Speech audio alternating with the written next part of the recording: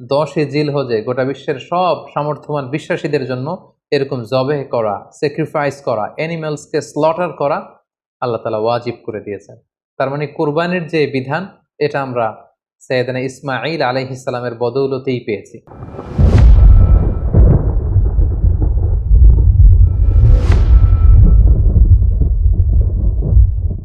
আসসালামু আলাইকুম ওয়া রাহমাতুল্লাহি ওয়া বারাকাতুহু। নাহমাদুহু ওয়া নুসাল্লি আলা রাসূলিহিল কারীম। আম্মা বা'দু ফাআউযু বিল্লাহি মিনাশ শাইতানির রাজীম। বিসমিল্লাহির রহমানির রহিম। সাইয়্যিদুনা ইসমাঈল আলাইহিস সালাম, পবিত্র কালামুল্লাহ মাজিদে বর্ণিত 25 জন নবী এবং রাসূলদের মধ্য থেকে তিনি হচ্ছেন অন্যতম একজন নবী। এবং সাইয়েদনা ইসমাঈল আলাইহিস সালাম ছিলেন ইব্রাহিম আলাইহিস সালামের জ্যেষ্ঠ পুত্র। এবং সাইয়েদনা ইব্রাহিম আলাইহিস সালাম আল্লাহ তাআলার কাছে দোয়া করেছিলেন, রব্বি হাবলি মিনাস সলিহিন, অর্থাৎ হে আল্লাহ, আপনি আমাকে নেককার সন্তান দান করেন। আর এই দোয়ার ফসল বা দোয়ার বদৌলতে আল্লাহ তাআলা সাইয়েদনা ইসমাঈল আলাইহিস সালামকে দান করেছিলেন।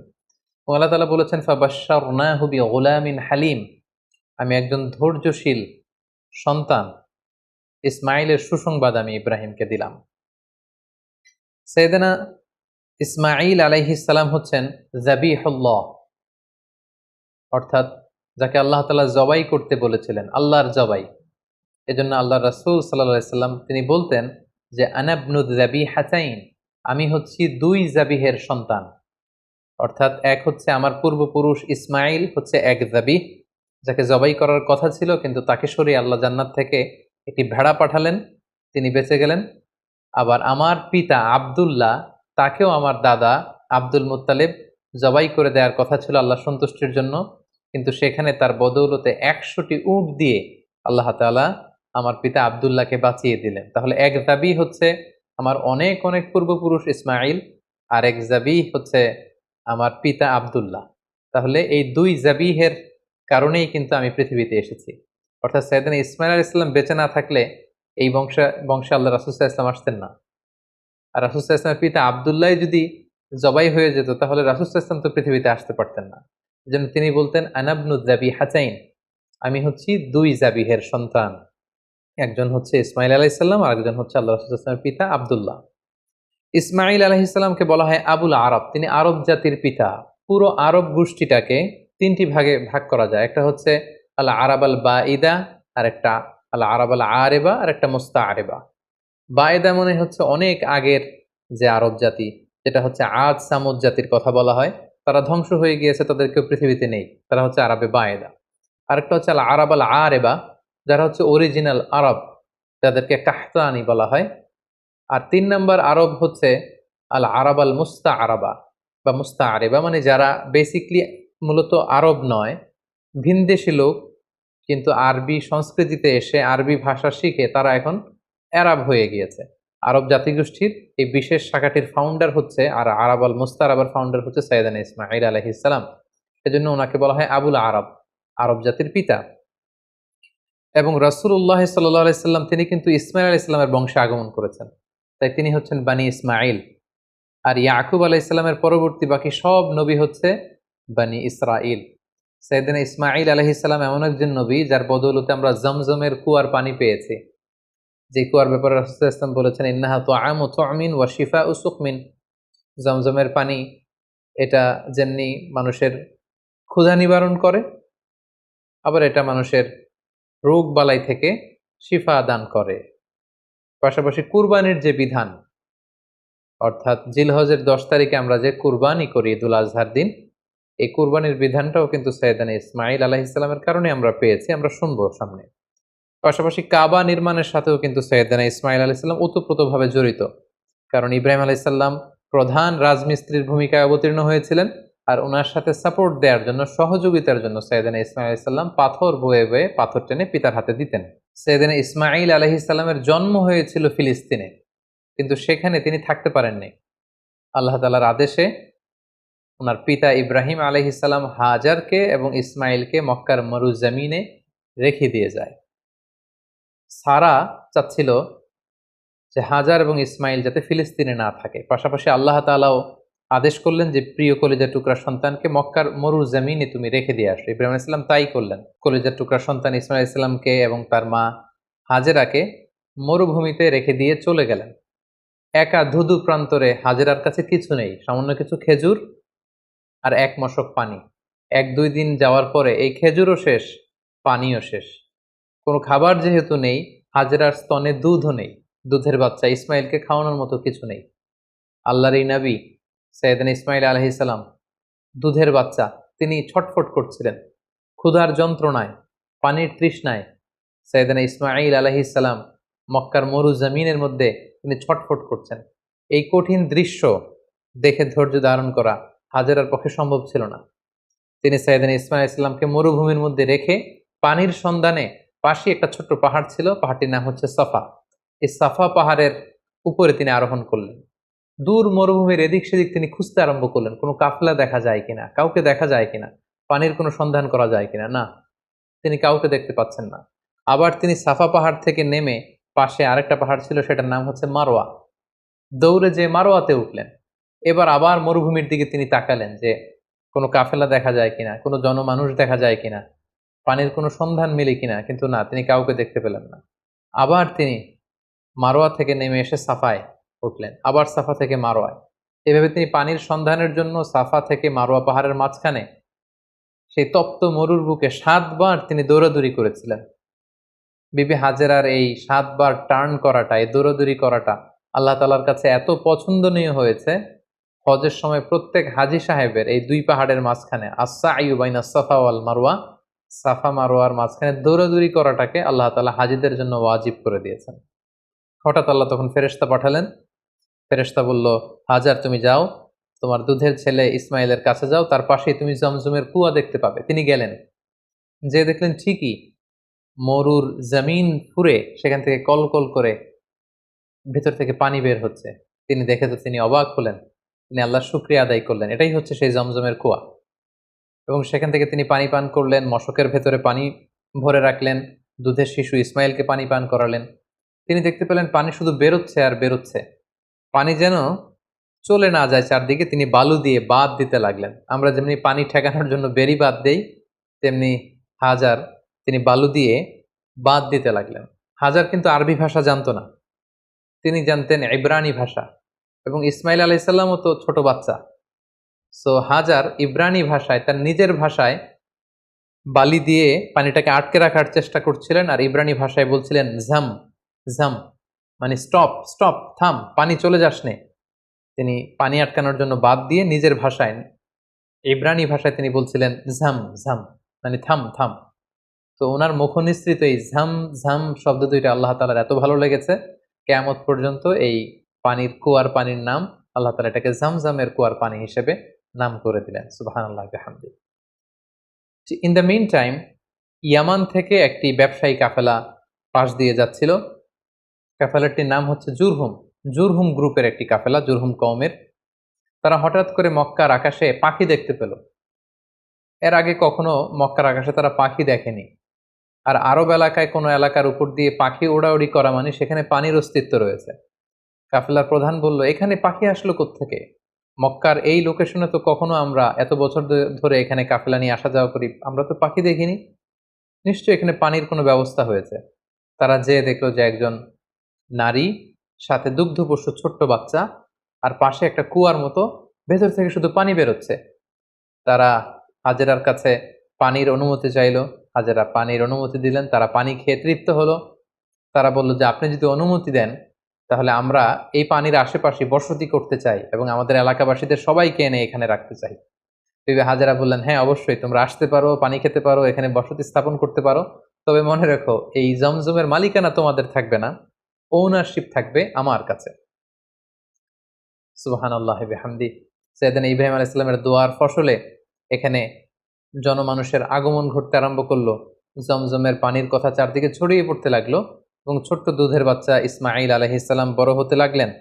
এবং সাইয়েদুনা ইসমাঈল আলাইহিস সালাম এই জুরহুম গোত্রের লোকদের কাছে তিনি আরবি ভাষা শিখলেন। তাদের ছেলে মেয়েদের সাথে তিনি বড় হতে লাগলেন। অরিজিনালি তারা ছিলেন ইব্রানি ভাষার লোক, কিন্তু এখানে তিনি আরবি ভাষা শিখে ফেললেন। সাইয়েদনা ইসমাঈল আলাইহিস সালাম এই জুরহুম কওমের লোকদের কাছেই বড় হতে লাগলেন। সেখানকার ছেলে মেয়েদের সাথে তিনি কথা বলতে বলতে আরবি ভাষা শিখে ফেললেন। উনি ছিলেন ইব্রানি ভাষার মানুষ, কিন্তু তাদের কাছ থেকে তিনি আরবি ভাষা একেবারে পরিপক্ক হলেন। তার বয়স যখন 13 বছর, ঠিক তখন আল্লাহ তাআলা তার পিতা সাইয়েদনা ইব্রাহিম আলাইহিস সালামকে স্বপ্নে দেখালেন যে, ইব্রাহিম, তুমি তোমার সবচাইতে পছন্দনীয় বস্তুটি আল্লাহর রাস্তায় কুরবানি করো। একাধিকবার তিনি এই স্বপ্নটি দেখলেন এবং ইব্রাহিম আলাইহিস সালাম বুঝতে পারলেন যে আমার সবচাইতে পছন্দনীয় হচ্ছে আমার ছেলে ইসমাইল, যাকে আমি আল্লাহর আদেশে সেই মক্কার মরুভূমিতে রেখে এসেছি। আজ 13টি বছর আমি ফিলিস্তিনে আমার ছেলেকে অনেক মিস করছি। না জানি আমার ইসমাইল দেখতে কতটুকু হয়েছে, না জানি আমার ইসমাইল কত বড় হয়েছে, দেখতে কত সুন্দর হয়েছে। ইব্রাহিম আলাইহিস সালামের হৃদয়ে ছেলে ইসমাইলের মায়া ভালোবাসা যখন প্রবলভাবে জন্মালো, ঠিক ওই মুহূর্তে তিনি স্বপ্নে দেখলেন যে আল্লাহ তাআলা ইসমাইল আলাইহিস সালামকে কোরবানি করে দেওয়ার জন্য, জবাই করে দেওয়ার জন্য আদেশ করছেন। তিনি আল্লাহ তাআলার আদেশে ফিলিস্তিন থেকে মক্কায় চলে আসলেন। এসে 13 বছর পর নিজের কলিজার টুকরা সন্তান ইসমাইলকে দেখলেন। কিন্তু এই ছেলেকেও তিনি বেশি দিন ধরে রাখতে পারবেন না, কারণ আল্লাহ তাআলার আদেশে তাকে জবাই করতে হবে। তিনি ছেলের সাথে কনসাল্ট করলেন। বাবা ছেলের কনভারসেশনটা কেমন ছিল আল্লাহ তাআলা সূরাতুস সাফফাতে খুব চমৎকারভাবে বলছেন, ফালাম্মা বালাগা মাআহু সাইয়া ক্বালা ইয়া বুনাইয়া ইন্নী আরা ফিল মানামি আন্নী আযবাহুক। ইসমাইল যখন একটু হাঁটতে পারে, দৌড়াতে পারে, ছোটাছুটি করতে পারে, এই বয়সে যখন পৌঁছলো, ইব্রাহিম আলাইহিস সালাম এসে বললেন, হে আমার কলিজার টুকরা সন্তান, আমি স্বপ্নে দেখেছি যে আমি তোমাকে জবাই করছি। ফানজুর মাযা তারা, what do you think about it, what's your opinion about the matter, তোমার মতামত কি, আমি তোমার মতামত জানতে চাই। ছোট্ট ছেলে ইসমাইল আলাইহিস সালাম বললেন, ক্বালা ইয়া আবাতি ফাআল মা তু'মার, হে আমার বাবা, আপনি যেমনটি আদিষ্ট হয়েছেন ঠিক তেমনটি করুন। সাতাজিদুনি ইনশাআল্লাহু মিনাস সাবিরিন, ইনশাআল্লাহ অচিরেই আপনি আমাকে ধৈর্যশীল পাবেন। আপনি মনে করবেন না যে আমি ঘাবড়ে গিয়েছি, আমি ভয় পেয়েছি, আমি দৌড়ে ছুটে পালাবো না। আপনি যেমনটি দেখেছেন তেমনটি করুন, কারণ আপনি আল্লাহর নবী এবং আল্লাহ তাআলা আপনাকে আদেশ করেছেন, এটা আপনার উপর আল্লাহর ওয়াহী। সো আপনি আমাকে ধৈর্যশীল পাবেন। বাবা ছেলে তখন মক্কা থেকে, মক্কার পাশেই মিনা অবস্থিত, মিনা প্রান্তরে রওনা হলেন আল্লাহ তাআলার আদেশে ছেলেকে কুরবানি করবার জন্য। কি মর্মান্তিক, কি হৃদয় বিদারক সে দৃশ্য। এবং সাইয়েদনা ইসমাইল আলাইহিস সালাম বললেন, বাবা, আমার চেহারার দিকে তাকিয়ে আপনি ছুরি চালাতে আপনার বড্ড মায়া লেগে যাবে, কষ্ট লেগে যাবে। আপনি আমাকে উল্টো করে শুইয়ে দিন, অর্থাৎ আমার চেহারাটা থাকবে মাটির দিকে, আপনি পেছন দিক থেকে আমাকে জবাই করুন। আল্লাহ তাআলা বলছেন, ফালাম্মা আসলামা ওয়া তাল্লাহু লিল জাবিন, দুইজনেই যখন সারেন্ডার করলো, মানে তাদের হৃদয়ে তখন আল্লাহর ভালোবাসা, আল্লাহর আনুগত্যের এই ব্যাপারটা ছাড়া আর কোনো কিছুই নেই। সাইয়েদনা ইব্রাহিম ছেলেকে হৃদয় থেকে সরিয়ে সেখানে আল্লাহর আদেশকে, আল্লাহর ভালোবাসাকে স্থান দিয়েছে।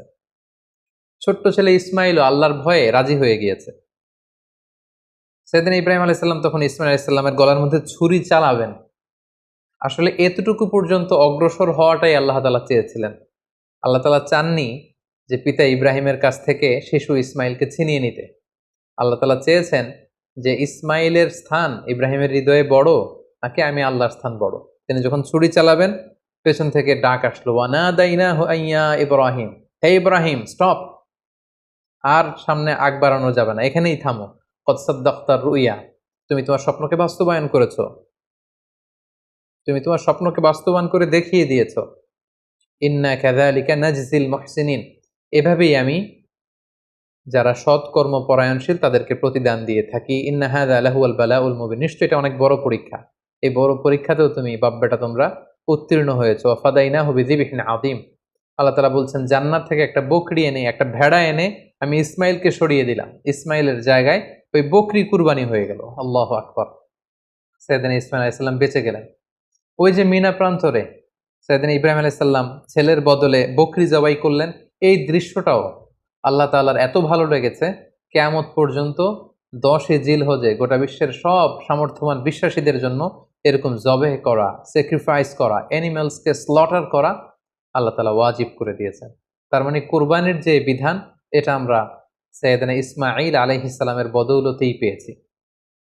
কেন আল্লাহ তাআলা এমনটি করলেন?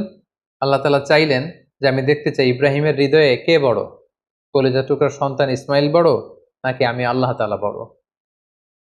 এখান থেকে আমাদের জন্য শিক্ষা হচ্ছে, ইব্রাহিম আলাইহিস সালামের হৃদয়ে সবচাইতে পছন্দের জায়গাটা ছিল তার সন্তান ইসমাইল, কারণ 86 বছর পর একটা সন্তান পেয়েছে। কত মায়ার জায়গায়, কত আদর এবং ভালোবাসার জায়গায় তিনি হৃদয়ে তাকে স্থান দিয়েছিলেন। আল্লাহ চেয়েছেন না, ওই জায়গায় যেন আল্লাহর ভালোবাসাটা থাকে। এজন্য ইব্রাহিম আলাইহিস সালামের উপর সবচেয়ে বড় পরীক্ষা তিনি চাপিয়ে দিয়েছিলেন। সম্মানিত ভাই এবং বোনেরা, আমাদের হৃদয়েও একটা ইসমাইল আছে। আমাদের কারো হৃদয়ের ইসমাইল হচ্ছে আমার টাকা, আমাদের কারো হৃদয়ের ইসমাইল হচ্ছে আমার ব্যাংক ব্যালেন্স, কারো হৃদয়ের ইসমাইল হচ্ছে আমার গাড়ি, আমাদের কারো হৃদয়ের ইসমাইল হচ্ছে আমার যশ খ্যাতি। আল্লাহ তাআলা দেখতে চান যে সব কিছুকে আমরা আল্লাহর ভালোবাসার বিনিময়ে স্যাক্রিফাইস করতে পারি কিনা, কোরবানি করতে পারি কিনা, আল্লাহর জন্য সবকিছুকে আমরা উজাড় করে দিতে পারি কিনা। এটাই হচ্ছে কোরবানির শিক্ষা। সাইয়েদেনা ইসমাঈল আলাইহিস সালামকে নিয়ে যখন হাতে ছুরি নিয়ে বা হাতে ছেলেকে নিয়ে যখন বাপ বেটা মিনা প্রান্তরে রওনা হয়েছিল, এই দৃশ্য যেন, এই দৃশ্যায়ন যেন না ঘটে, এই সিনারি যাতে না ঘটে, তারা যেন আল্লাহ তাআলার ভালোবাসায় আরো এক ধাপ যাতে এগিয়ে যেতে না পারে, পেছন থেকে শয়তান অনেকবার টেম্পটেশন করেছিল। তাফসিরে এসেছে যে মোট ৩টা জায়গায় টেম্পটেশন করা হচ্ছিল। ইবলিস বলছিল যে, ইসমাইল তুমি যেও না, তোমার বাবা তোমার গলায় ছুরি চালিয়ে দেবে, ফিনকি দিয়ে রক্ত বেরোবে, তুমি সহ্য করতে পারবে না, তুমি ছুটে পালিয়ে যাও। সাইয়েদনা ইসমাঈল আলাইহিস সালাম তখন ঠিক সেই জায়গাতেই মাটি থেকে পাথর নিয়ে শয়তানের দিকে ছুড়ে মেরেছিল। কিছু দূর যাওয়ার পর আবার শয়তান এসে ধোঁকা দেয়। ইসমাঈল আলাইহিস সালাম, ইব্রাহিম আলাইহিস সালাম তারা পাথর ছুড়ে মেরেছিল।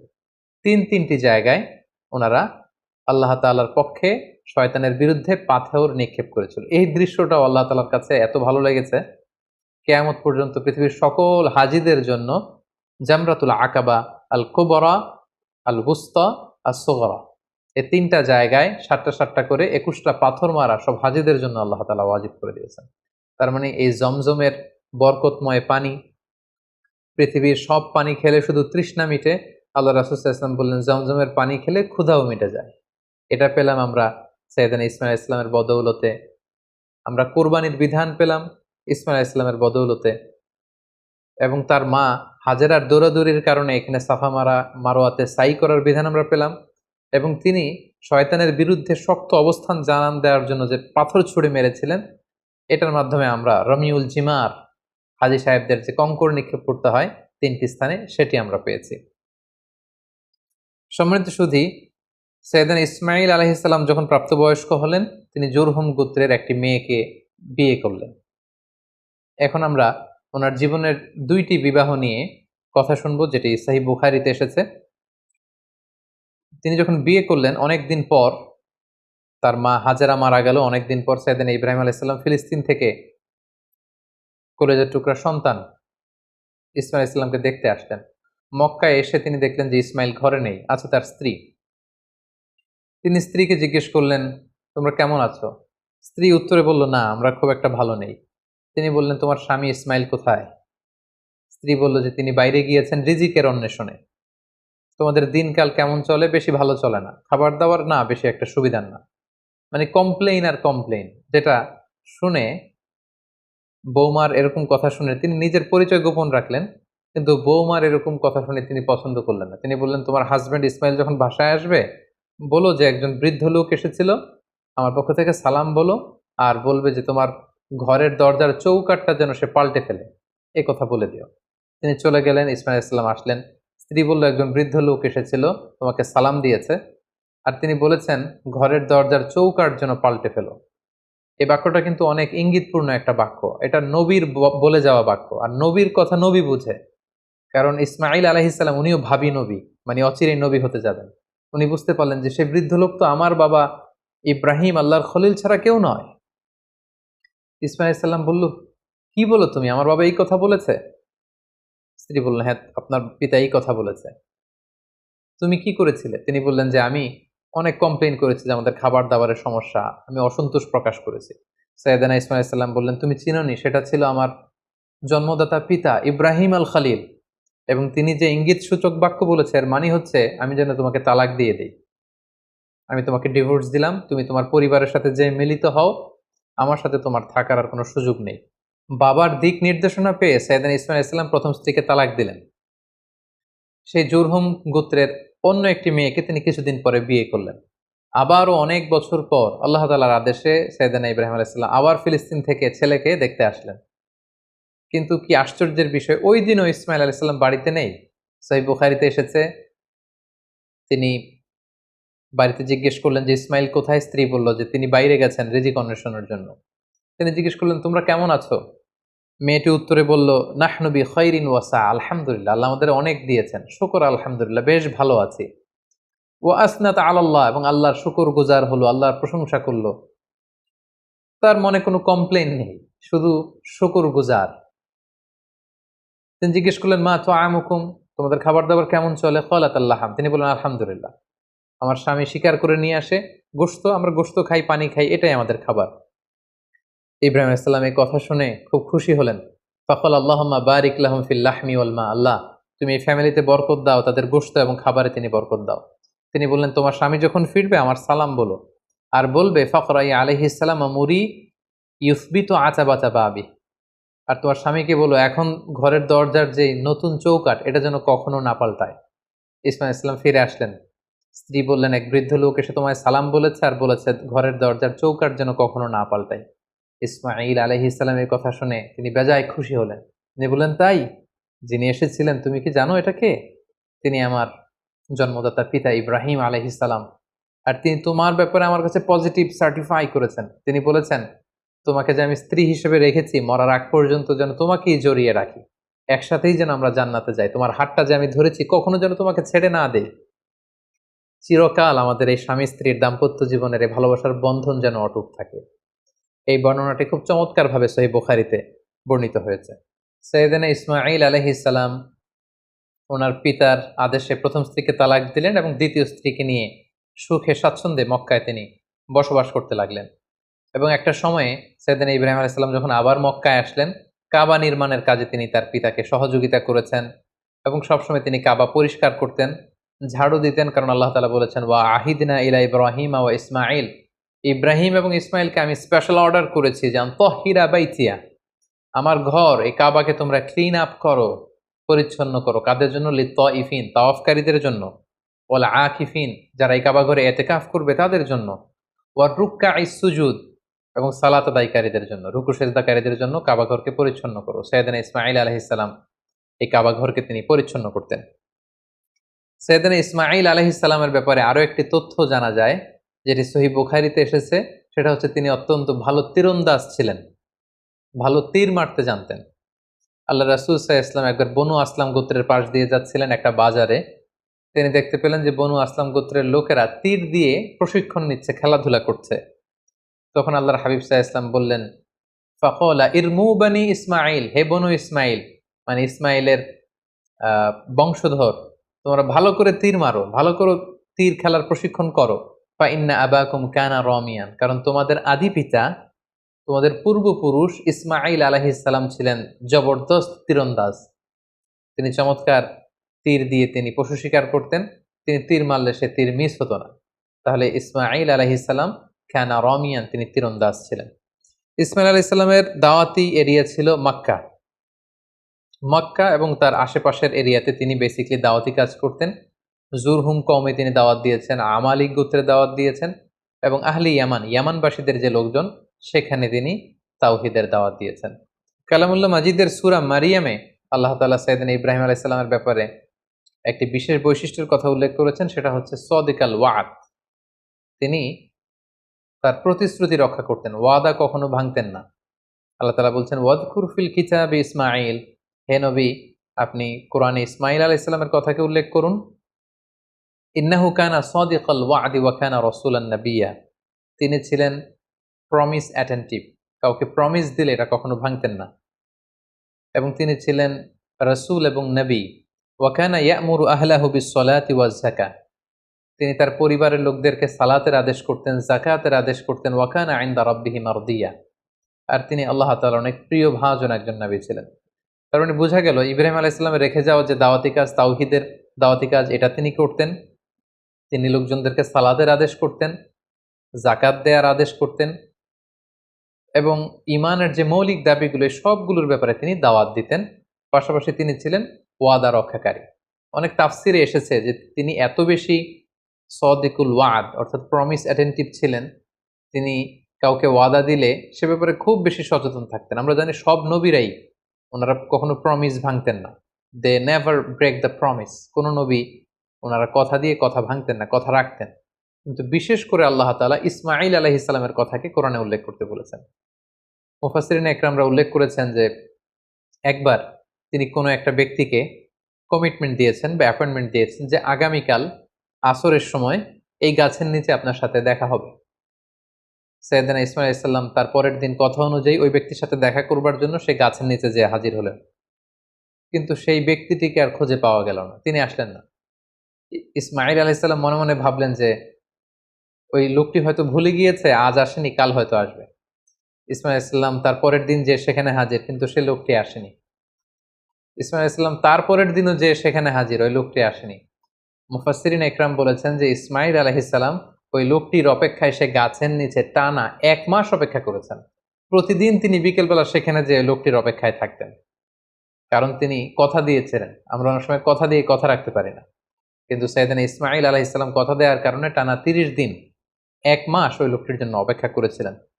এজন্য আল্লাহ তাআলা ইসমাঈল আলাইহিস সালামের প্রশংসা করে তিনি বলেছেন, ইন্নাহু কানা সাদিকাল ওয়াদি ওয়া কানা রাসূলান নাবিয়্যা। তিনি ছিলেন ওয়াদাকে রক্ষাকারী একজন নবী।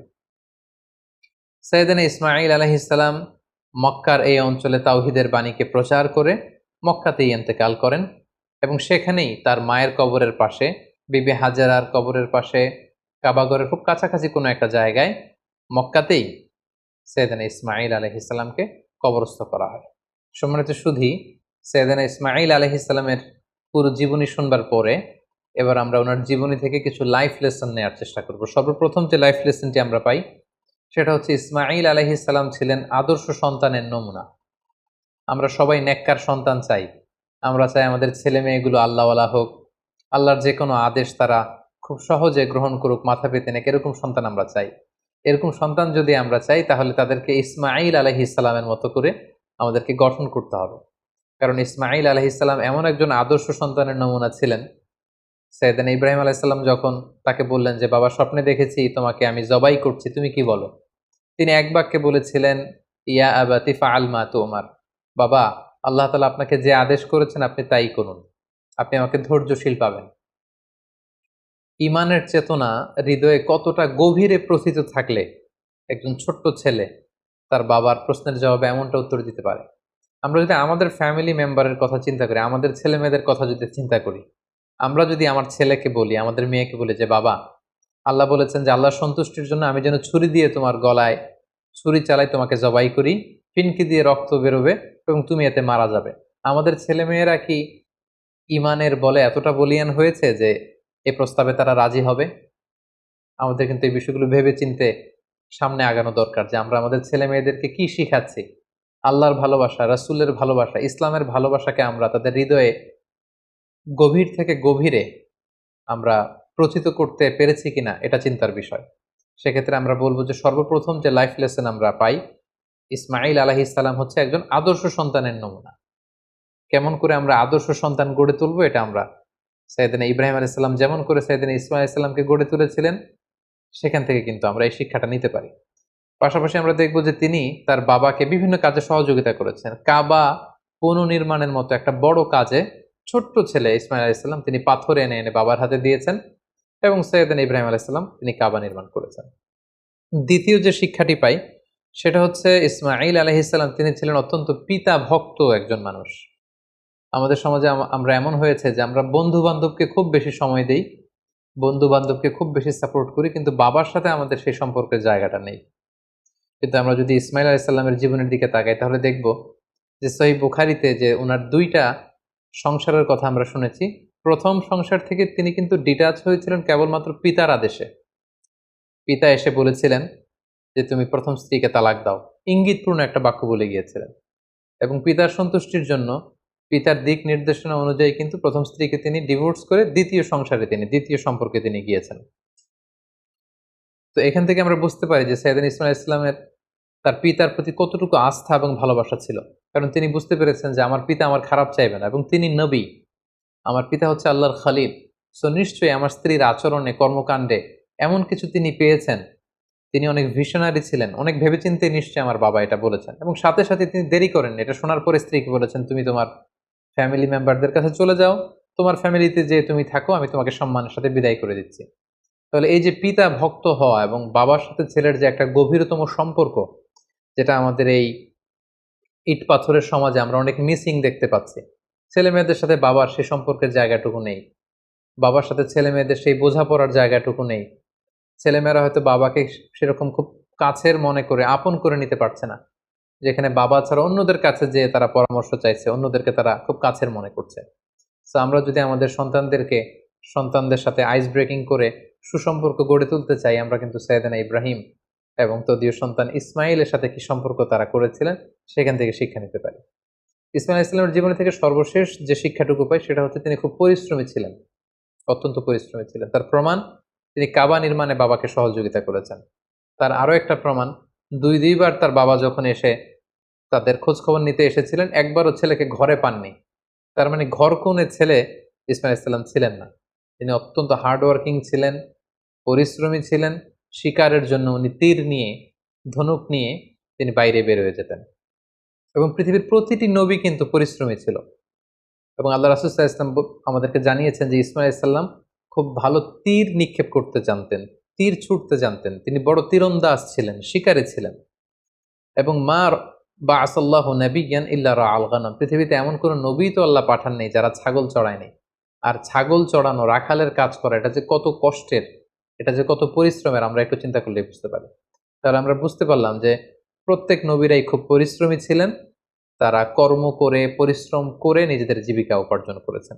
So, আমরা যারা নবীদের অনুসারী বলে নিজেদেরকে দাবি করি, আমরা যেন হার্ড ওয়ার্কিং করি, আমরা যেন পরিশ্রম করি, তাহলেই উন্নতি সমৃদ্ধি আমাদের হাতে এসে ধরা দিবে। আল্লাহ তাআলা আমাদের সবাইকে কথাগুলো বুঝবার এবং নবীদের দেখানো পথে নিজেদেরকে পরিচালিত করবার তৌফিক দান করুক। হাযা মা ইনদি ওয়াল ইলমু ইনদাল্লাহ আলাইহি তাওয়াক্কালতু ওয়া ইলাইহি উনীব। ওয়াসসালামু আলাইকুম ওয়া রাহমাতুল্লাহি ওয়া বারাকাতুহু।